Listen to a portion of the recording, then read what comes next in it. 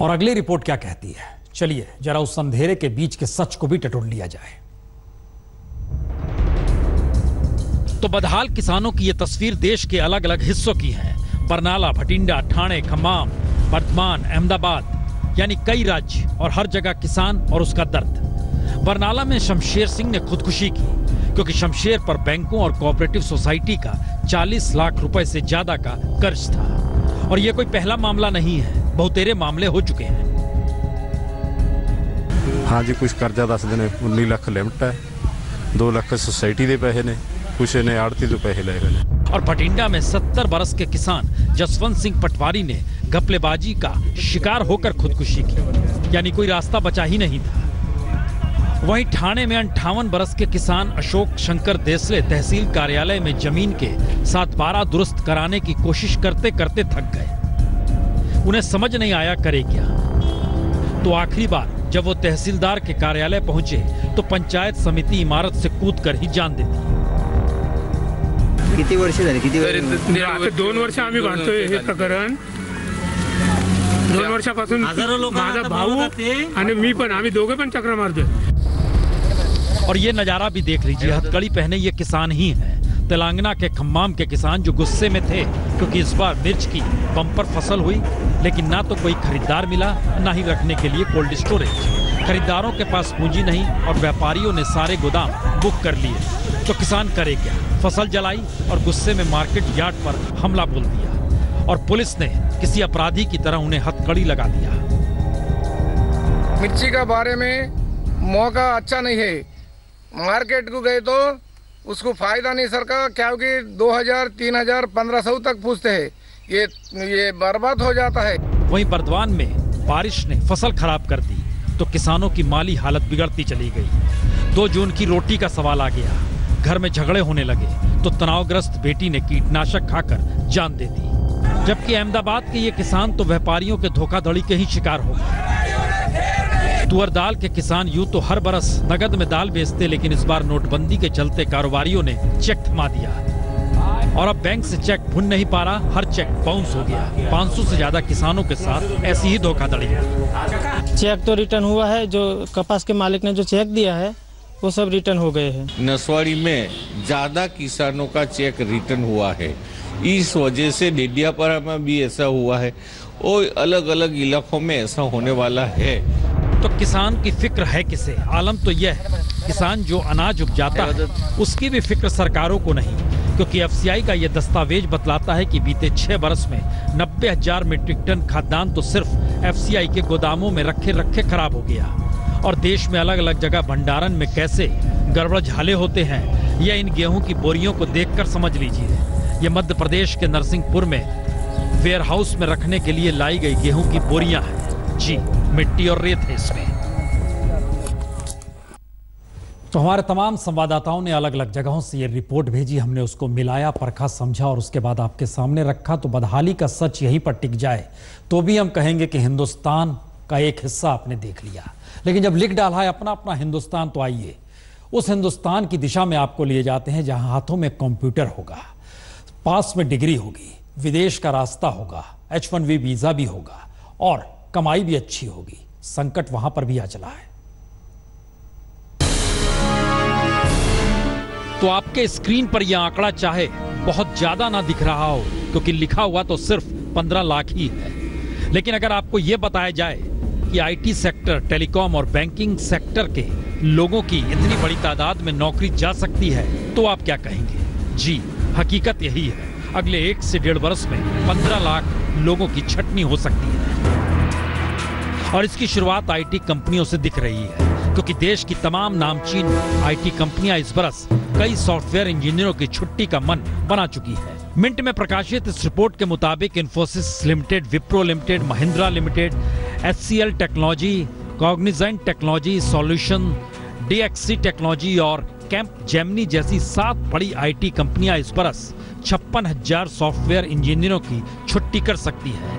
इन 7 कंपनियों में तकरीबन 12,40,000 कर्मचारी करते हैं और 4.5% कर्मचारियों की छटनी हो जाएगी।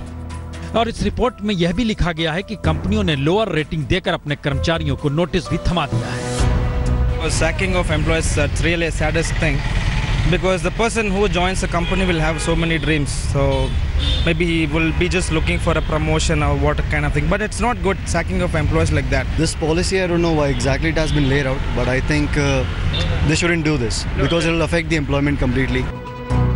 तो सवाल यही, जिस आईटी सेक्टर को बढ़ावा देने की बात कहते कहते प्रधानमंत्री देश में 1 करोड़ रोजगार देने का वादा कर गए, क्या उस वादे का पूरा होना अब मुमकिन नहीं? लगता ऐसा ही है, क्योंकि नई तकनीक से समझौता बैठाने या अपग्रेड ना होने, ऑटोमेशन होने, डोनाल्ड ट्रंप की H1 वीजा नीति और बाकी देशों की वीजा नीति के चलते देश के आईटी सेक्टर में रोजगार का संकट पैदा होना तय है। हाँ, छटनी को छटनी ना कहकर सेपरेशन प्रोग्राम कह दीजिए, रीस्ट्रक्चरिंग का नाम दे दीजिए, लेकिन सच यही, आईटी सेक्टर की हालत खस्ता है।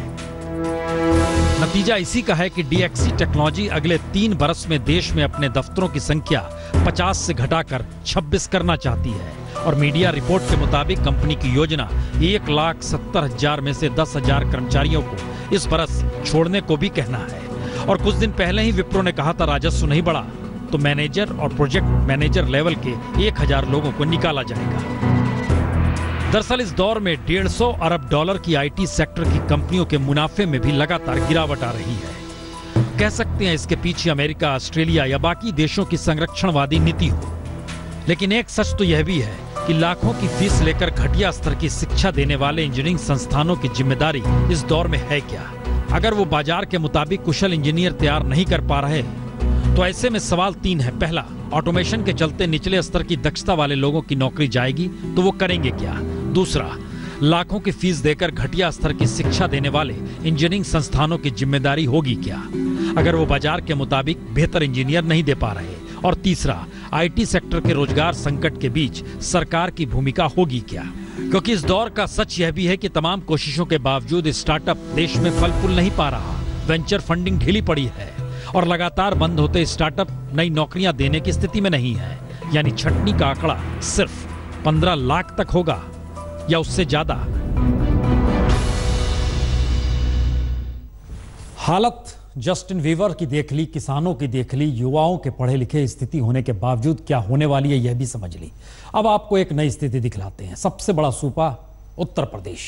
नायाब प्रयोग, नायाब तरीके से कानून व्यवस्था ठीक करने की जरूरत और ऐलान भी, लेकिन हालात क्या है जरा खुद देखिए।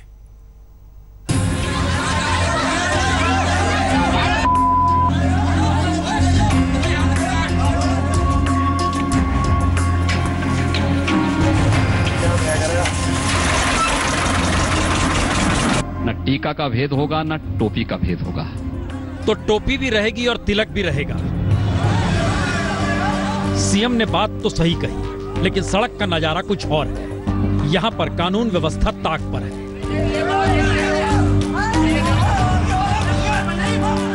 पुलिस की मौजूदगी है लेकिन पुलिस नहीं है और भीड़ ही न्याय देने को उतारू है।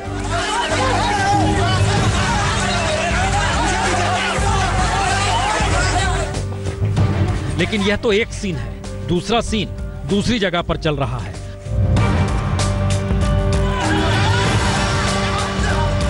वहां सफेद शर्ट, यहां लाल टी शर्ट वाले को भीड़ निशाने पर ले रही है और यह सब कुछ अलीगढ़ के गांधी पार्क इलाके में ही चल रहा है, जहां इसलिए इन्हें थप्पड़ लात घूसे मारे जा रहे हैं क्योंकि इन पर आरोप है कि उन्होंने भैंस को काटा। यहाँ पर अपने घर में कसाई को बुलवा भैंस कटवा रहे थे लोग। बाउंड्री करके बुलाया, तुरंत पहले खुद एक्शन लिया है, फिर प्रशासन को बुलाया। जिसकी गवर्नमेंट की बात है, इसकी होगी वो उसी की हाजिरी में कट रही होगी, ऐसा तो कोई करवा नहीं सकता। 2-3 साल से हो रहा है, तो 2-3 साल से इंजेक्शन लगाया तो दूध बेचता है। आज क्या हुआ है? दूध आज अंदर कसैया बुलाया, दारू पिलाई है उनको और दारू पिला के अंदर भैंस काटी है। तो रोड पे कैसा आ गई? रोज में बच्चन ने देखी जब हमने हल्ला करा है।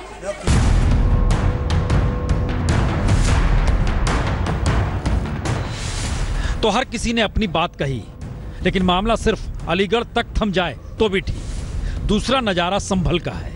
यहां जली हुई मोटरसाइकिल, टूटा हुआ टीवी, घरों में बिखरा हुआ सामान और सामान समेत गांव से जाते लोग। यह तस्वीर दरअसल संभल के गुन्नौर थाना क्षेत्र के नंदरौली गांव की है और गांव में दहशत है तो हर कोई पलायन कर रहा है। मारधार करते हैं, आग लगाते हैं घरों में, बीवी बच्चों के साथ बदतमीजी करते हैं, फिर क्या होगा। वजह यह है कि दो समुदाय के बीच लड़के और लड़की में प्रेम हुआ, उसके बाद हंगामा मच गया और हंगामा इस हद तक मचा कि कोई किसी का घर लूट रहा है, कोई किसी को मार रहा है। पुलिस की मौजूदगी यहां भी है, लेकिन कोई सुनने वाला नहीं।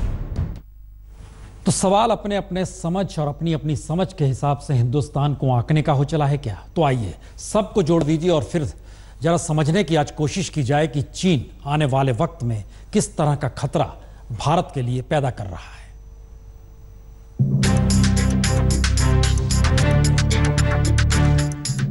यह चीन का सपना है दुनिया के मानचित्र पर एशिया, अफ्रीका और यूरोप तक सिल्क रूट का निर्माण करना, जिसके केंद्र में और कोई नहीं, चीन ही रहेगा। और इसे हकीकत में बदलने के लिए 14 और 15 मई को बीजिंग में दुनिया के 29 देशों के प्रतिनिधि भी जुटेंगे और इस बैठक में भारत हिस्सा नहीं लेगा। और यहीं से नया सवाल खड़ा हो चला है, क्या चीन का सिल्क रूट का सपना भारत के लिए खतरे की घंटी है?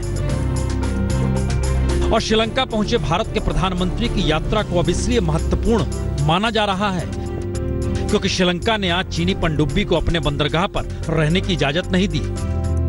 लेकिन चीन की महत्वाकांक्षा को भारत रोकेगा कैसे? ये चुनौती इसलिए बड़ी है क्योंकि सच यह भी है कि जब प्रधानमंत्री दिल्ली लौटने के लिए रवाना होंगे, वैसे ही श्रीलंका के प्रधानमंत्री बीजिंग जाने के लिए रवाना होंगे। वहीं नेपाल ने ही आज सिल्क रूट में शामिल होने के समझौते पर हस्ताक्षर भी कर दिए। मेमोरेंडम ऑफ अंडरस्टैंडिंग साइन करने निर्णय गरिएको छ ओबीओआर में। पाकिस्तान पहले से ही चीन के साथ खड़ा है और रूस भी चीन के सिल्क रूट को मान्यता दे रहा है। और इसीलिए नवाज शरीफ आज रात तो पुतिन कल चीन के लिए रवाना होंगे क्योंकि बैठक परसों है। और खास बात यह भी कि शुरुआत में अमेरिका ने भी इसका विरोध किया था, लेकिन अमेरिकी कंपनियों को रियायत पर सहमति के बाद अमेरिकी प्रतिनिधिमंडल भी इसमें शामिल होने कल बीजिंग पहुंच जाएगा। दरअसल भारत के अलावे जापान ही सिर्फ चीन के सिल्क रूट का विरोध कर रहा है और हफ्ते भर पहले जापान की यात्रा पर गए वित्त मंत्री अरुण जेटली ने टोक्यो में एक सवाल के जवाब में कहा था कि चीन का इकोनॉमिक कॉरिडोर भारत के लिए मुश्किल सबब है।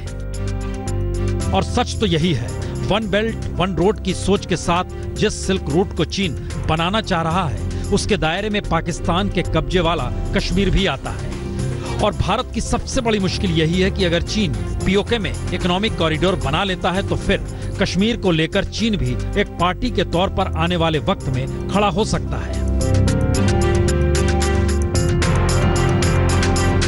और अगर नक्शे पर समझें तो पड़ोसी देश पाकिस्तान, नेपाल, श्रीलंका और बांग्लादेश चीन के इस सिल्क रूट को मान्यता दे रहे हैं या कहें समर्थन कर रहे हैं, क्योंकि चीन बांग्लादेश को हथियार और पैसा दोनों देता है। पाकिस्तान के आतंकवाद के साथ चीन खड़ा है। श्रीलंका एक छोटी सी स्थिति और हमको दिखलाते हैं कि दरअसल इस सिल्क रूट का मतलब है कैसे एशिया, अफ्रीका और यूरोप के लिए।